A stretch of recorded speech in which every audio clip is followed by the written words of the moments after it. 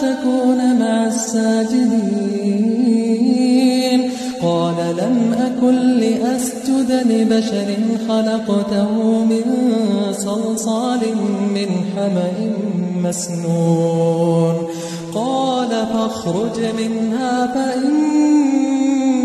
رجيم وإن عليك اللعنة إلى يوم الدين